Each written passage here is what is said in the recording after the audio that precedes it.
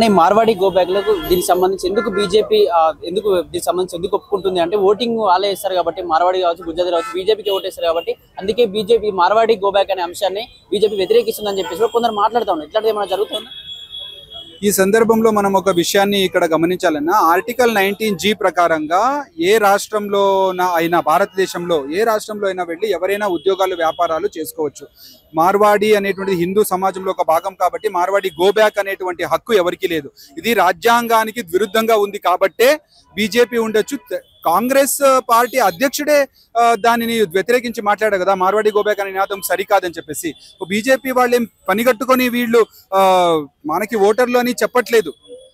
ఇది హిందువుల మధ్య చీలికలు తీసుకొస్తున్నారు కాబట్టి, ఇది విషపూరితమైన ప్రచారం కాబట్టి, సమాజంలో సామరస్యత కోల్పోతుంది కాబట్టి ఈ ఒక మూమెంట్ అనేటువంటిది బీజేపీ వాళ్ళు కూడా సపోర్ట్ చేస్తున్నారు. కుల వృత్తులు నాశనం అవుతా ఉన్నాయి. గ్రామీణ ప్రాంతాల్లో దీనికి సంబంధించి చాకలి వ్యక్తి చేసే పని వీళ్ళే చేస్తున్నారు, కమ్మరి చేసే వ్యక్తి కూడా వీళ్ళు మార్వాడీలు చేస్తూ ఉన్నారు కాబట్టి కుల వృత్తులు నాశనం అవుతున్నాయి. తెలంగాణ ప్రాంతీయ వ్యక్తులకు కూడా పని లేకుండా పోతుంది వీళ్ళ వల్ల అని చెప్పేసి కూడా దీనికి సంబంధించి మాట్లాడుతూ ఉన్నారు. ఇందులో వాస్తవాలు లేదని నాకు అనిపిస్తుంది అన్న. చాకలి కమ్మరి ఈ విషయంలో మార్వాడీలది అంత పెద్ద ఎత్తున షాప్స్ కానీ దానికి సంబంధించినటువంటి అంశాలలో వాళ్ళు లేరు అనే నేను అనుకుంటున్నా, నాకున్నటువంటి అవగాహన ప్రకారంగా. అలా మనము చూసుకున్నట్లయితే కుల వృత్తులు నాశనం అవుతున్నాయని చూసుకున్నట్లయితే మగ్గం వర్క్స్ ఏదైతే ఉందో అది తెలంగాణ స్థానికంగా ఉన్నటువంటి వాళ్ళ చేతిలో ఉంటుంది. ఆ మగ్గం వర్క్స్ అనేది ఈరోజు 90% ముస్లింల చేతిలోకి వెళ్ళిపోయింది. మరి దాని మీద ఎందుకు నినాదం ఇస్తలేదు? ఈ మాంసం మార్కెట్ అనేటువంటిది కాటిక్ సమాజ్ వాళ్ళ కుల వృత్తి, అది వంశ పారంపర్యంగా వాళ్ళు అది చేసుకుంటూ వస్తున్నారు. ఈ రోజు హలాల్ మార్కెట్ అని వచ్చిన తర్వాత అదంతా కూడా కంప్లీట్ ముస్లింల చేతిలోకి వెళ్ళిపోయింది. సో దాని గురించి ఎందుకు మాట్లాడట్లేదు? వికారాబాద్ లో నాయి బ్రాహ్మణ్స్ అదొక చిన్న గ్రామం, అది ఆ గ్రామంలో ఈ నాయి బ్రాహ్మణ్స్ వాళ్ళది బార్బర్ షాప్ ఉంటుంది. అక్కడ ఒక ముస్లిం వాడు వచ్చి అక్కడ ఇది బార్బర్ షాప్ ఓపెన్ చేస్తే అక్కడ నాయి బ్రాహ్మణులందరూ కూడా అలా చేయకూడదు, ఇది మా ఒక కుల వృత్తి. హైదరాబాద్ సిటీలలో అయితే ఓకే, కానీ ఇంత గ్రామంలో వచ్చి మీరు పెట్టకూడదు అని చెప్పారు. ఆ సమయంలో ఈ తెలంగాణ షామ్ అనేటువంటి వాడు వచ్చి దాని గురించి ఏమైనా నినాదం చేశాడా? చేయలేదు కదా. ఇది కేవలము హిందువుల మధ్య చీలికలు తీసుకురావడానికే ఈ ఒక కుల వృత్తులు పోతున్నాయి అని చెప్పేసి పుకార్లు లేపుతున్నారు. నిజంగా డాటా తీస్తే ఆ రకంగా ఏ ఒక అంశం కూడా లేదు. కేవలము స్టేషనరీ ఉండొచ్చు, ఫార్మసీ ఉండొచ్చు, లేదా కిరాణా షాప్స్ ఉండొచ్చు, లేదా కొన్ని హాస్పిటల్స్ ఉండొచ్చు. ఇందులో మాత్రమే మార్వాడీస్ ఉన్నారు. అందులో కూడా వాళ్ళ నైపుణ్యం, అది వాళ్ళ టాలెంట్ అది చేసుకుంటున్నారు. కాంపిటీషన్ అనేది ఎక్కడైనా ఉంటుంది కదా. తెలుగు వాళ్ళు వేరే వేరే జాగాలో వెళ్ళి చేసుకోవట్లేదా? సోలాపూర్లో ఉన్నారు, ముంబై సూరత్ లో ఉన్నారు, అక్కడ కూడా మగ్గం వర్క్స్ చేసుకుంటున్నారు. అక్కడ వాళ్ళు వీళ్ళని వెళ్ళగొడితే అలా తప్పు కదా. అది ఆ రకమైన ప్రాంతీయ విభేదం తీసుకురాకూడదు. కనీసం మార్వాడి షాపులు ఏదైతే ఎలక్ట్రికల్ షాపులు ఉంటాయి, దీనికి సంబంధించి ప్రతి షాప్ లో కూడా కనీసం తెలంగాణ వ్యక్తిని అందులో పనికి పెట్టుకోకపోగా కూడా వాళ్ళని ఇష్టానురీత్యా దూషించి మాట్లాడుతూ ఉన్నారని చెప్పేసి, దళితులపైన దాడులు చేస్తూ ఉన్నారని చెప్పేసి, నకిలీ వస్తువులు అమ్ముతా ఉన్నారు, కనీసం ఫోన్ పే గూగుల్ పే లాంటివి కూడా వాడకుండా ఇట్లాంటివి మెయింటైన్ చేస్తూ ఉన్నారని చెప్పేసి కూడా మాట్లాడుతూ ఉన్నారు. ఇందులో 2-3 అంశాలు ఉన్నాయన్న. ఒకటి దళితుల మీద దాడి అనేటువంటిది ఒక అంశము. షాప్లలో తెలంగాణ వాళ్ళని, స్థానిక వాళ్ళని ఎంప్లాయీస్ గా పెట్టుకోవట్లేదు అనేటువంటిది ఇంకొక అంశము. నకిలీ వస్తువులు అమ్ముతున్నారు. 3 అంశాలు ఉన్నాయి. ఇది వేరే వేరేగా మనం చూద్దాం. దళితుల మీద దాడి అని చెప్తున్నారు. గత 10-20 సంవత్సరాలుగా మార్వాడి సమాజ్ నుండి ఎంతమంది దళితుల మీద దాడి జరిగింది? ఏమో రోజు దళితుల మీద దాడి జరుగుతున్నట్టు మాట్లాడుతున్నారే. ఒక వ్యక్తి అహంకారపూరితంగా అలా మాట్లాడినాడు. అతని మీద ఎస్సీ అట్రాసిటీ కేసు కూడా ఇప్పుడు బుక్ అయింది కదా. అతను లీగల్ గా ఏదైతే అనుభవించాలో అనుభవిస్తున్నాడు. సో అది అక్కడికి క్లోజ్ అయిపోయింది. వాళ్ళు అక్కడ మాట్లాడుకున్నారు, అది సెటిల్ అయింది. కానీ వీళ్ళు దాన్ని కుట్రపూరితంగా లేపుతున్నారు. అలాంటిది ఏమీ జరగలేదు. ఇంకొకటి అంశం, ఇప్పుడు చిన్న చిన్న దుకాణాలు ఉంటాయి, అక్కడ 4-5 ఎంప్లాయీస్ ఉంటారు. ఇప్పుడు నేను దుకాణము పెట్టుకుంటే నా ఫ్యామిలీ మెంబర్సే ఉంటారా, బయట వాళ్ళని నేను తీసుకొస్తాను? సర్వసాధారణంగా అన్ని చోట్లలో జరిగేదే. ఒక స్టేషనరీ షాప్, ఎలక్ట్రికల్ షాప్ లో 2-3 ఎంప్లాయీస్ ఉంటారు. చిన్న వ్యాపారము, మధ్య తరగతి వ్యాపారంలో అన్న, తమ్ముడు, లేదా అమ్మ, నాన్న, బాబాయి వీళ్ళే కూర్చొని వ్యాపారం చేసుకుంటారు. ఇది కూడా ఒక ఎలిగేషనేనా? అసలు ఏమన్నా అర్థం ఉందా అండి ఇందులో? సో ఇది చాలా తప్పు ఎలిగేషన్ వాళ్ళు చేస్తున్నారు. వ్యాపారం అనేటువంటిది ఒక ఇప్పుడు డిస్కౌంట్ ఇస్తారు, లేదా నకిలీ అమ్ముతుంటే కన్స్యూమర్ ఫోరంకి వెళ్ళి మీరు ఆ ఒక వస్తువుని చూపించి కంప్లైంట్ చేయండి. దానికి చట్టపరమైనటువంటిది ఏదైతే శిక్ష ఉంటుందో అది వాళ్ళు అనుభవిస్తారు. మార్వాడి గోబ్యాక్ అనేటువంటి అధికారం నీకెక్కడుంది అని ఈ రోజు నేను అడుగుతున్నా. అలాంటి శ్యామ్ సన్ అనేటువంటి వ్యక్తి, తెలంగాణ శ్యామ్ అనేటువంటి ముసుగులో వచ్చిన వ్యక్తిని 2 ఓటర్ ఐడిలో పెట్టుకొని ఈ రకంగా వాడు కామ్రేడ్ ఓపెన్ గా ఉంది అంటే కమ్యూనిస్ట్ భావజాలం కలిగినటువంటి వ్యక్తి. అలాగే స్టాలిన్ ది వీసీకే పార్టీ ఏదైతే ఉందో అక్కడ తమిళనాడులో హిందీ మాట్లాడే వాళ్ళు ఉత్తరాది వాళ్ళు అక్కడ నుండి వెళ్ళిపోవాలనేటువంటి ఒక మూమెంట్ తీసుకొచ్చారు. అదే వాళ్ళు ఇక్కడ మార్వాడీలు ప్రాంతీయ విభేదం తీసుకొస్తున్నటువంటి వాడు ఈ తెలంగాణ శ్యామ్ అనేటువంటి వ్యక్తి. ఇతని మీద చర్యలు తీసుకోవాలి, అరెస్ట్ చేయాలని చెప్పేసి డిమాండ్ చేస్తున్నాం. ఐడి ప్రూఫ్స్ కూడా చూపించి నేను హిందూ వ్యక్తినే, నేను క్రిస్టియన్ వ్యక్తిని అని చెప్పి ఐడి ప్రూఫ్స్ కూడా చూపించిండు మొన్న వీడియోతో. మరి ఆయన ప్రొఫైల్ లో మీరు వెళ్ళి చూడండి, ఆయన ఫేస్బుక్ ప్రొఫైల్ చూడండి, ఆయనది అకౌంట్స్ మీరు చూడండి. శ్యామ్ సన్ అని డైరెక్ట్ గా అక్కడ ఓపెన్ గా ఉంది. పగిడిపల్లి శ్యామ్ సన్ అని ఉంది. తెలంగాణ శ్యామ్ అనేటువంటి పేరు తెలంగాణ అనేటువంటి పేరు జోడించిన మాత్రాన అతనికే తెలంగాణ మీద ప్రేమ ఉందా? వేరే ఎవ్వరికి తెలంగాణ మీద ప్రేమ లేదా? అలా అయితే నువ్వు తమిళనాడుకి చెందిన పార్టీకి ఇక్కడ సికింద్రాబాద్ లో పోటీ చేయొచ్చు, కానీ మార్వాడి వాళ్ళు వచ్చి ఇక్కడ వ్యాపారం చేస్తే పెత్తనం చేస్తున్నారని మాట్లాడుతున్నారు. ఏమన్నా లాజిక్ ఉందా అండి? ఒకసారి ఆలోచించండి. ఇవన్నీ కూడా కుట్రపూరితమైనటువంటి ద్విష ప్రచారము. కంచె ఐలయ్య కోమట్లు సామాజిక స్మగ్లర్లు అని బుక్ రాశాడు. ఆ బుక్ ఈ రోజు కూడా భారతదేశంలో ఉండడం అనేటువంటిది సిగ్గుచేటు యాక్చువల్లీ. ఎందుకంటే ఒక వర్గాన్ని ఆ రకంగా దోపిడీదారులుగా చూపించడం అనేటువంటిది చాలా తప్పు. ఆ రోజు కోమట్ల మీద ఏడ్చారు, ఈ రోజు మా కోమట్ల ఒక వ్యాపారాన్ని ఈ మార్వాడీలు దోచేస్తున్నారని చెప్పేసి చెప్తున్నాడు. అంటే ఎంత ఇందులో ఒక కాంట్రవర్సీ ఉంది అనేటువంటిది మీరు అర్థం చేసుకోవాలి. హిందూ సమాజం కూడా ఈ ఒక కుట్రకి బలి కాకూడదు. మార్వాడీ సమాజం అనేటువంటిది హిందూ సమాజంలో ఒక భాగము. మనం కలిసి ఉండాలి, సంఘటితంగా ఉండాలి. పెద్ద ఎత్తున కూడా మార్వాడి అనే అంశం అయితే తెరపైకి వచ్చింది. గ్రామీణ ప్రాంతాల నుంచి కేంద్ర ఢిల్లీ వరకు కూడా ఈ మార్వాడి అనే అంశం పైన మాట్లాడుతూ ఉన్నారు. ఎందుకు ఇదే తరుణంలో ఎందుకు తెరపైకి తీసుకురావాల్సి వచ్చింది? ఎంత ముందుకు వెళ్ళే ఛాన్స్ ఉందంటారు ఈ మార్వాడి అనే అంశం? అన్న జై శ్రీరామ్ అన్న, ఇప్పుడు ఈ విషయంలో కూడా ఆలోచించాలన్నా మనమే ఆలోచించుకోవాలన్నా అన్న. ఎందుకంటే మన దేశం మీద కొన్ని కుట్రలు పండుతున్నారు. అంటే అంతకుముందు ఐఎస్ఐ డైరెక్ట్ కనిపిస్తుండే బాంబు వేసిండు, ఈ పాకిస్తానీ డైరెక్ట్ కనిపించింది మన మీద అటాక్ చేసిండు అని. కానీ ఇప్పుడేమంటే ఇండైరెక్ట్గా కొన్ని ఇండైరెక్ట్గా కంచేల లాంటి వాళ్ళు ప్రొఫెసర్స్ ఉన్నారు ఈ ఓయూలో, ఇంకా శాంసన్ లాంటి వాళ్ళు ఎక్కడి నుంచి పుడుతున్నారో ఏం పుడుతున్నారో తెలియదు.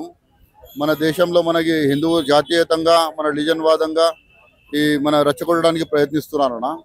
ఎందుకంటే మన పబ్లిక్ మన సమన్వయంగా ఉంటే, మనం ఆలోచించుకొని మనం ముందుకు నడిస్తే మార్వాడి కానీ గుజరాతీ కానీ దళితులు కానీ మన తెలంగాణవాది కానీ ఎవరైనా ఉండని కలిసిమెలిసి ఉంటేనే మన శక్తి ఉంటుంది.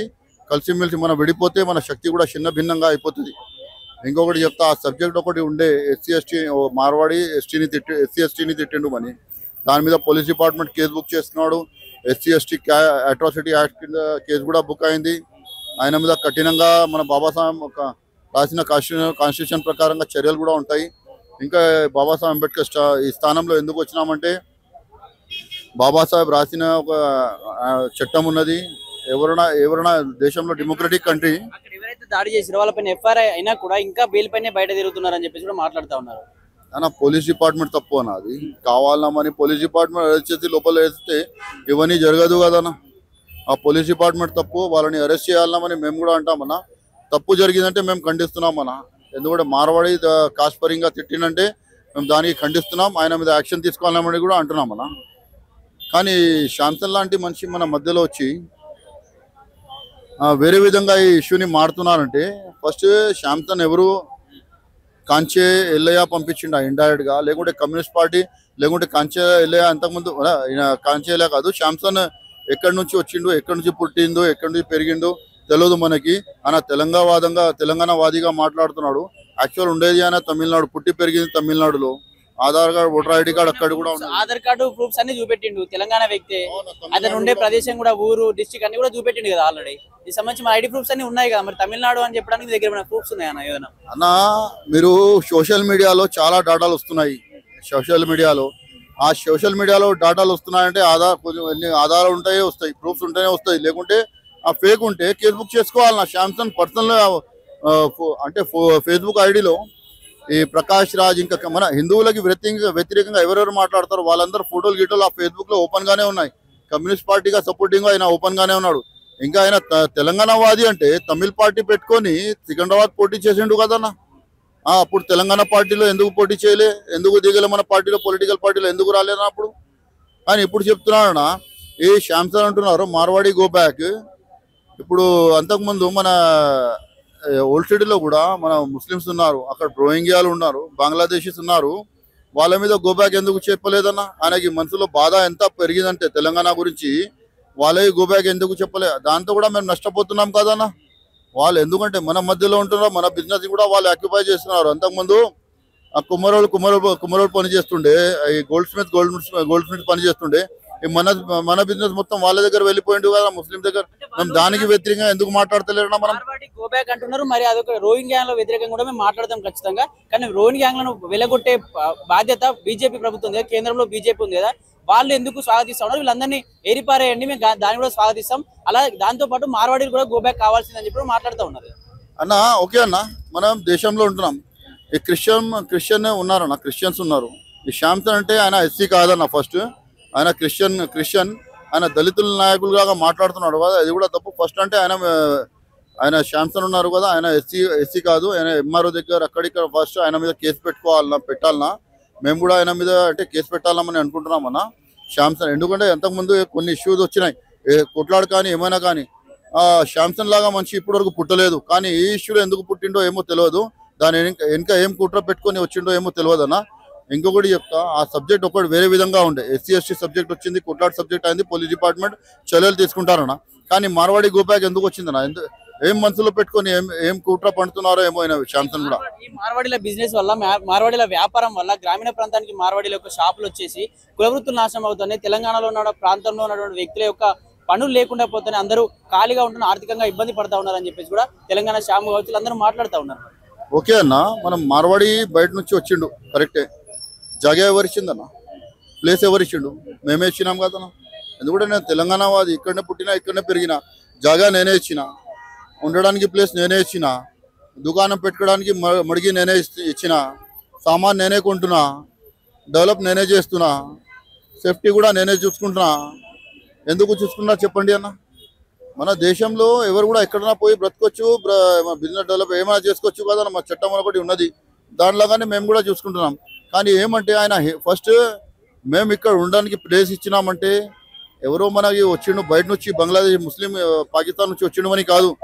మనం దేశంలో ఎవరో మన హిందువులు మన దగ్గర బిజినెస్ చేయడానికి వచ్చిండు, దానికి సపోర్టింగ్గా మనం తెలంగాణలో వచ్చిండు కదా. మనం అంటే ఒక ఫాదర్ లాగా సపోర్టివ్గా ఉండాలమని మనం ఇచ్చినాం వాళ్ళకి. ఇంకా మనం మీద దౌర్జన్యానికి పాల్పడుతున్నారంటే మనం కూడా వాళ్ళ మీద యాక్షన్ తీసుకోవాలన్న పడుతుంది. ఇంకా పోలీస్ డిపార్ట్మెంట్ ఉంటుంది, పోలీస్ డిపార్ట్మెంట్ ఏమో గొడవలు జరిగితే పోలీస్ డిపార్ట్మెంట్ యాక్షన్, ఇంకా జాతి పరంగా తిట్టిన పోలీస్ డిపార్ట్మెంట్ యాక్షన్ తీసుకుంటుంది. ఇంకా ప్రభుత్వంది కూడా అంటే ఇందులో భాగం ఉండాలన్నా, ప్రభుత్వం కూడా కింద దిగాలన్నా. ఎందుకంటే మార్వాడీలకి ఆధార్ కార్డు ఇచ్చిండు, ఎవరు ఇచ్చిండు? ప్రభుత్వం ఇచ్చిండు. ఓటర్ ఐడి కార్డు ఇచ్చిండు, ప్రభుత్వం ఇచ్చిండు. ఇంకా మన అందరికీ ఇచ్చిండు అంటే ప్రభుత్వం ఇస్తాడు కదా. సో ప్రభుత్వం బాధ్యత కూడా ఉంటుంది, దిగి ఇద్దరి మధ్యలో సమన్వయంగా స్థాపించాలని ప్రభుత్వం బాధ్యత ఉంటుంది. ప్రభుత్వం దిగి ఎవరి గురించి కూడా ఏమంటారు? ఎందుకు లేరన్నా? ఓటు తీసుకోలేదా మార్వాడి దగ్గర నుంచి? బిజినెస్ లో ఇన్వాల్వ్ లేదా మార్వాడి దగ్గర? ప్రభుత్వం కూడా భాగం ఉన్నది కదా.